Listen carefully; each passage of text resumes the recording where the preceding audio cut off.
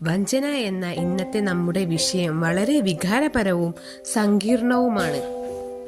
ഭർത്താവ് ഭാര്യയോട് കാണിക്കുന്ന വഞ്ചന തിരിച്ചറിയാനുള്ള ചില അടയാളങ്ങൾ നമുക്ക് നോക്കാം. പതിവില്ലാത്ത രഹസ്യ സ്വഭാവം, ഫോൺ, കമ്പ്യൂട്ടറിന് അമിതമായി പാസ്വേഡ് ഉപയോഗിക്കുക, അല്ലെങ്കിൽ പെട്ടെന്നുള്ള ദേഷ്യം എന്നിവ ശ്രദ്ധിക്കുക.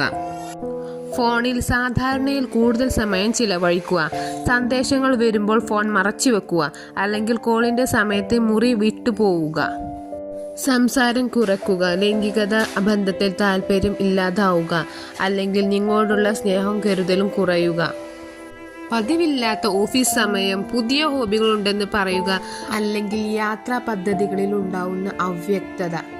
അതുപോലെ തന്നെ പണത്തിന്റെ വരവിലും ചിലവിലും ഒക്കെ പൊരുത്തക്കേടുകൾ നമുക്ക് കാണാം. ഈ അടയാളങ്ങൾ കണ്ടാൽ ഉടൻ വഞ്ചനയാണെന്ന് നമുക്ക് ഉറപ്പിക്കാനാവില്ല. എന്നാൽ ഇത് നമ്മുടെ ബന്ധത്തെ ചില പ്രശ്നങ്ങളുണ്ടെന്നുള്ള സൂചനയാണ് നമുക്ക് നൽകുന്നത്. വഞ്ചന തന്നെ പല വിധമുണ്ട്. അവയേതെല്ലാം എന്ന് നമുക്ക് നോക്കാം. ശാരീരികമായ വഞ്ചന എന്നാൽ ലൈംഗിക ബന്ധത്തിൽ ഏർപ്പെടുകയോ ചുംബനം പോലുള്ള ശാരീരിക അടുപ്പം മറ്റൊരു വ്യക്തിയുമായി പങ്കുവെക്കുകയോ ചെയ്യുന്നതിനാണ് പറയുന്നത്. വൈകാരികമായ വഞ്ചന മറ്റൊരു വ്യക്തിയുമായി വളരെ ആഴത്തിലുള്ള വൈകാരിക ബന്ധം സ്ഥാപിക്കുകയും ഭാര്യയുമായി പങ്കുവെക്കേണ്ട അടുപ്പവും രഹസ്യങ്ങളും അവരുമായി പങ്കിടുകയും ചെയ്യുക. ഇവിടെ ശാരീരിക ബന്ധം ഉണ്ടായിക്കൊള്ളണമെന്നില്ല, പക്ഷേ വൈകാരികമായ അകൽച്ച ദാമ്പത്യത്തെ ബാധിക്കും. സൈബർ വഞ്ചന, ഇന്റർനെറ്റ്, സോഷ്യൽ മീഡിയ, ഡേറ്റിംഗ് ആപ്പുകൾ എന്നിവ വഴി മറ്റുള്ളവരുമായി അവിഹിത ബന്ധത്തിൽ ഏർപ്പെടുക.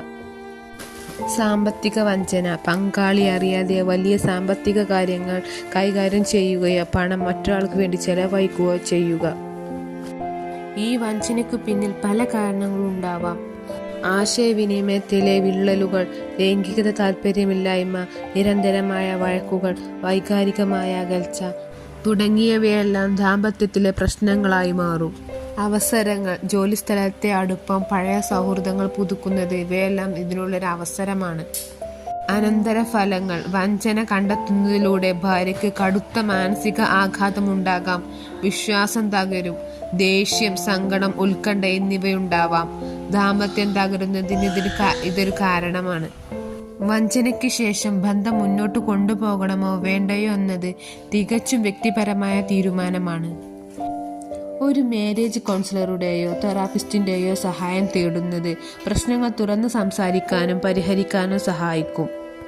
ഇതിൽ സത്യസന്ധമായ സംഭാഷണങ്ങൾ അത്യാവശ്യമാണ്. ബന്ധം തുടരാൻ താല്പര്യമില്ലെങ്കിൽ നിയമപരമായ ഉപദേശങ്ങൾ തേടാവുന്നതാണ്.